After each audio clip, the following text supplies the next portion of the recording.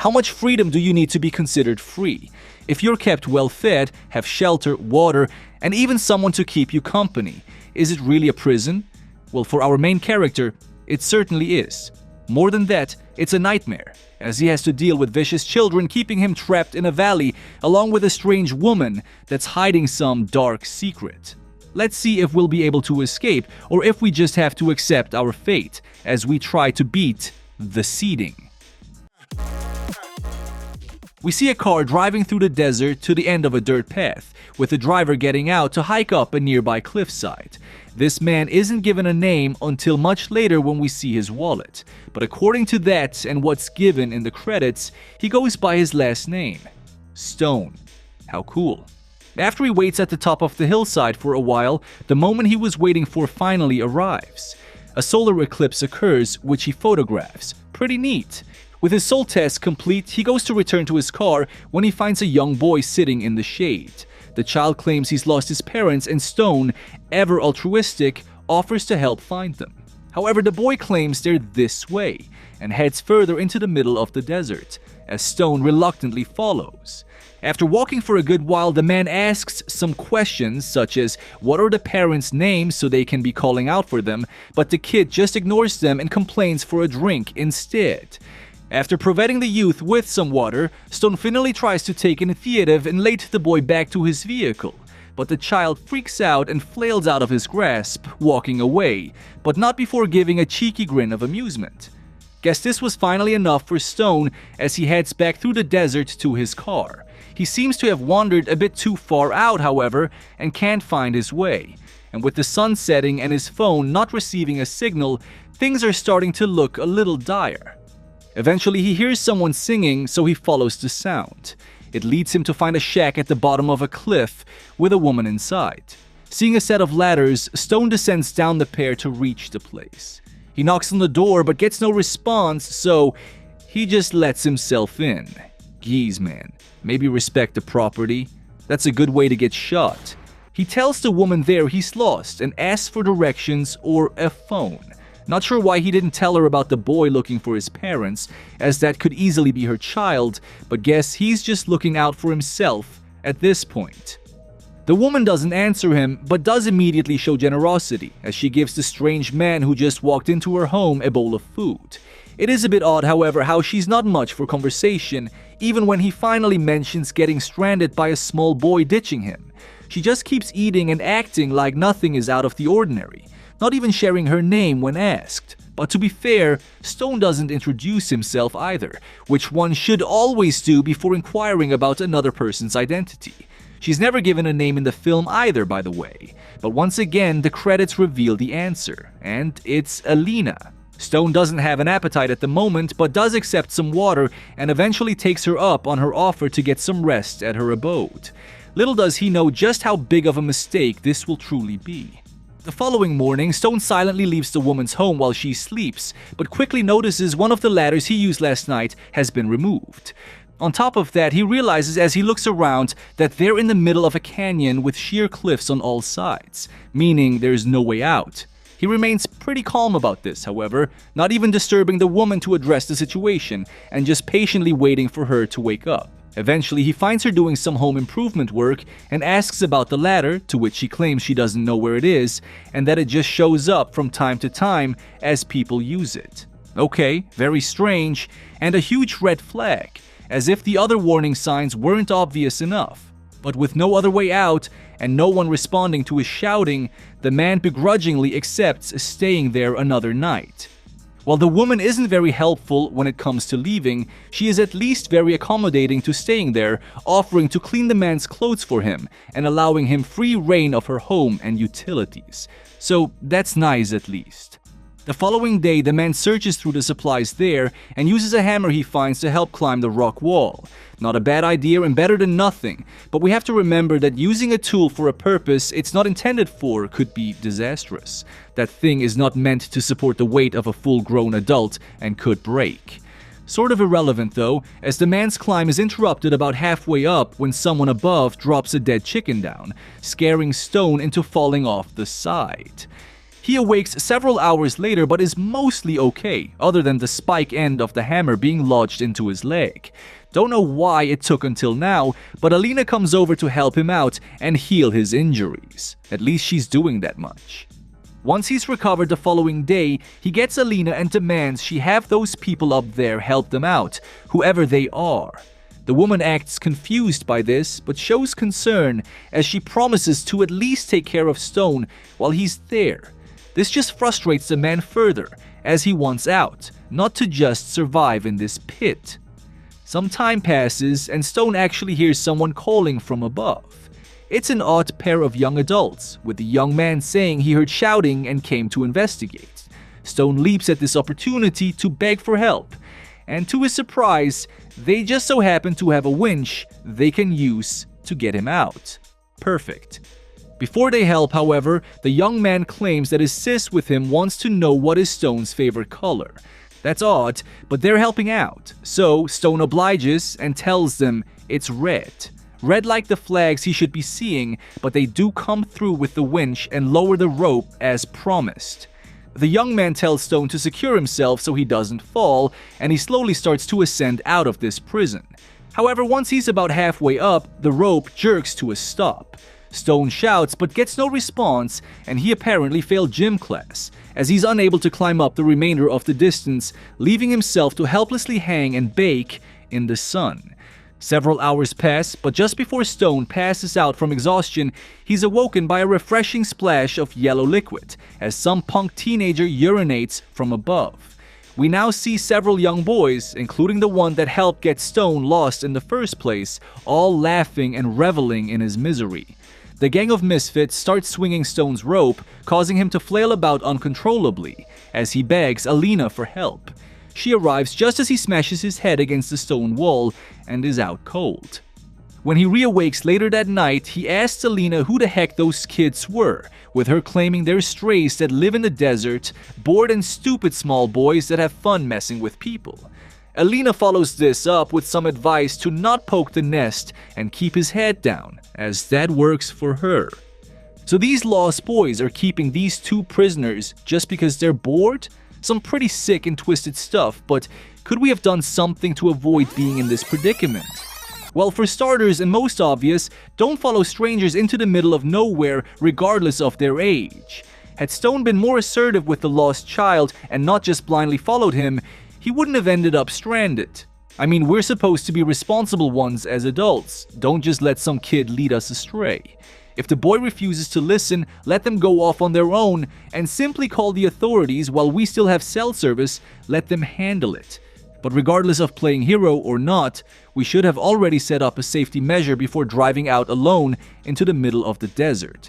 We should have told someone where we were going and when we should be expected back, so that if something happens to us, a proper search can be conducted for rescue. This will help as a precaution whether it's a small boy deserting us in the wilderness or something more reasonable like our car breaking down or sustaining an injury on the cliffside and being unable to return to our car. If we had, the canyon prison should only be a temporary one. Once we realize the situation we were put in though, it's time to plan our escape. Stone had the right idea using a tool to assist with climbing. The rock wall doesn't appear too steep in several areas, and it should be very possible to climb even without one.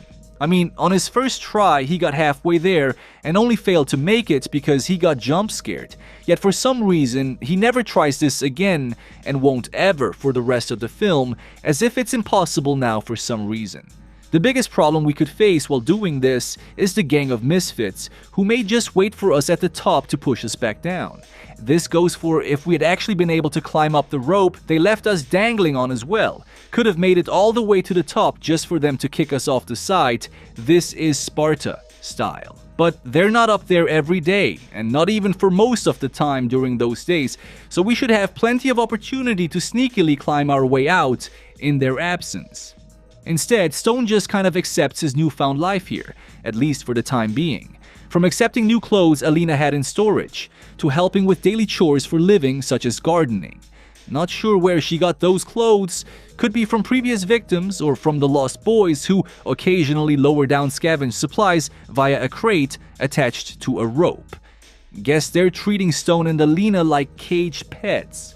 We still don't know her backstory or why she's here, but to his credit, Stone has tried to ask her about it. She just doesn't talk much. In one of the following nights, the boys actually come down into the canyon, running around and partying. Stone, inebriated by some alcohol he was gifted, goes out to try and deal with them, despite Alina begging him not to. He grabs a hatchet and wanders into the darkness to face them, as they run around either half-naked or dolled up in more feminine attire.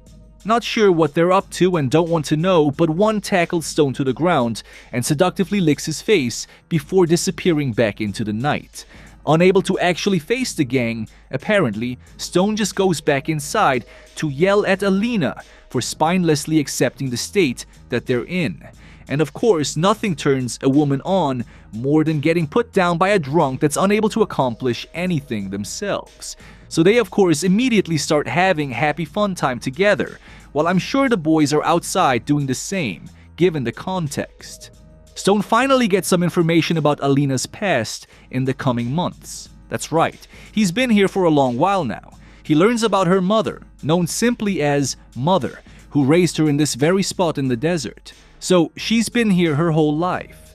Alina doesn't know much about Mother but claims she always loved her, just as she will with her own child, as she gestures towards her abdomen. Another life's on its way apparently. He's shocked and appalled by this though, claiming he doesn't want a child to be raised in this life by a half-wit like her. Not sure why the jerk charm has to come out here. I mean, I can understand not wanting a kid to have to go through this, but there is no need to insult the woman who's been helping you this entire time, especially when it takes two to tango. Maybe keep your legs closed next time, buddy, or wear protection. Stone stays fit, or at least keeps busy, by doing exercise, such as running laps around the canyon. Is a smart idea to stay healthy and physically able if you need to defend yourself. Maybe if he works out enough, he will finally be able to climb a rope, or at least take out a group of small unarmed children. Who knows? Live in hope. He's soon greeted by Lepus, a 12-year-old member of the Stray Kids gang, who has taken a liking to Stone as he's fascinated by the random information the man teaches him about nature and gardening. Stone uses this to his advantage and attempts to form an alliance, convincing the kids to help him and Alina out of there, where maybe they can even be a family together.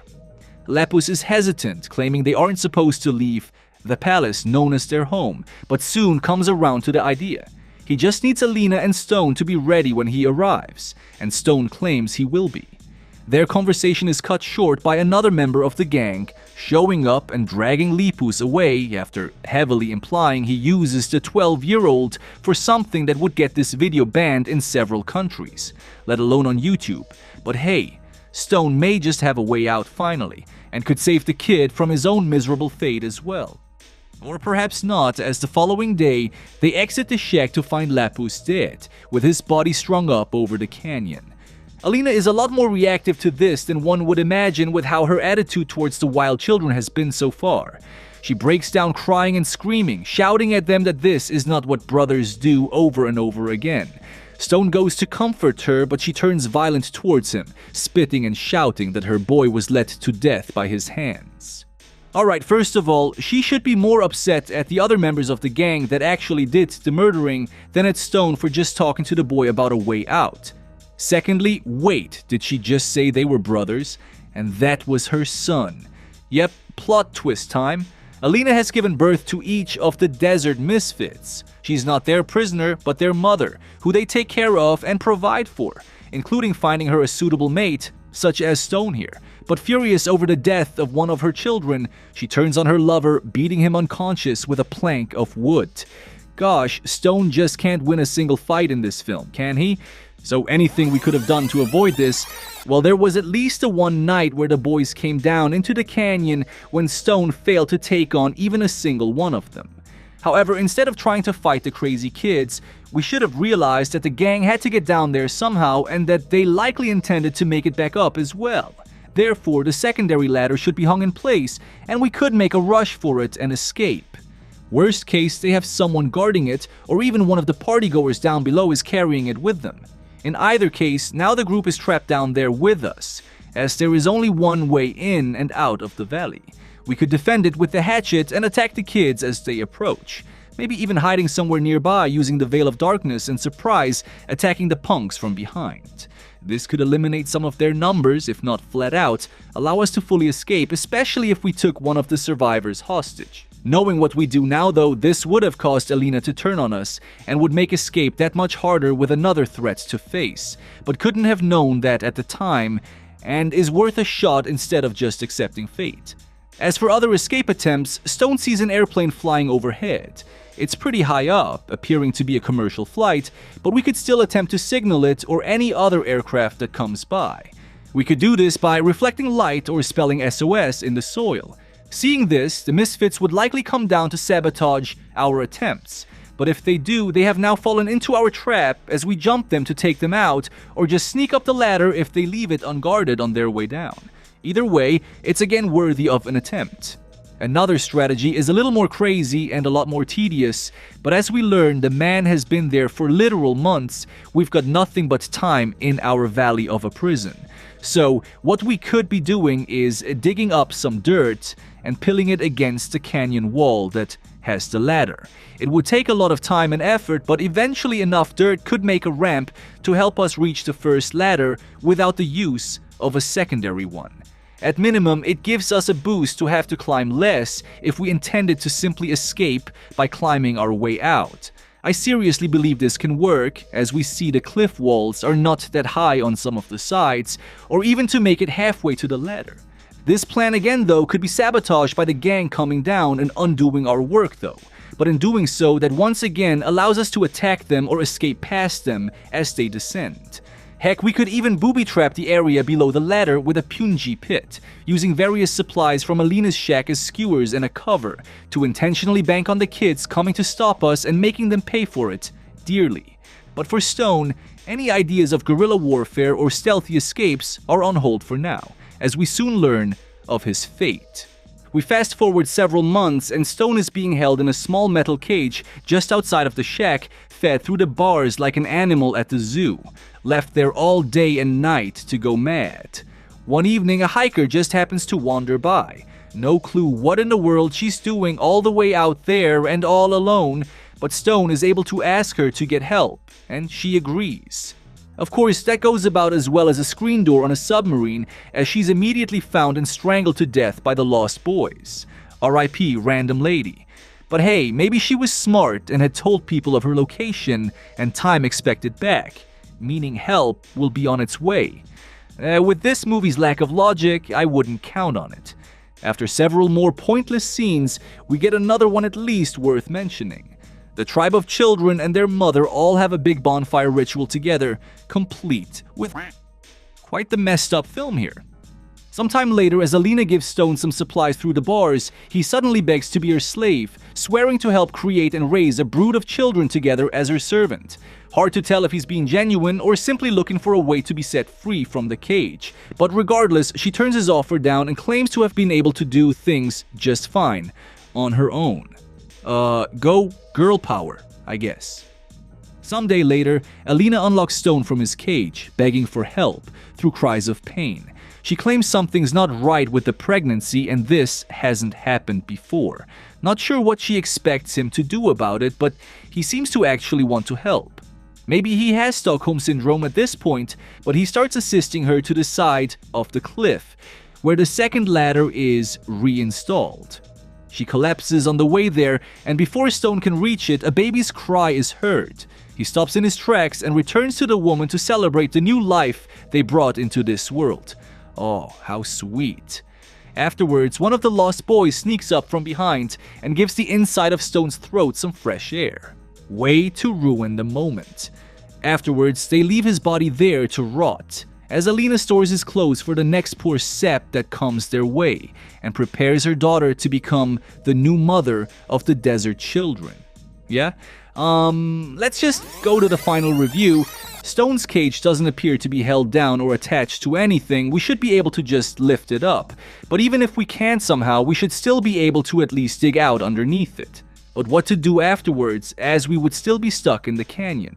Well, from there we could take Alina hostage. We now know that the strays care for her safety on some level, and may move aside if we threaten to end her or the new life she's bearing.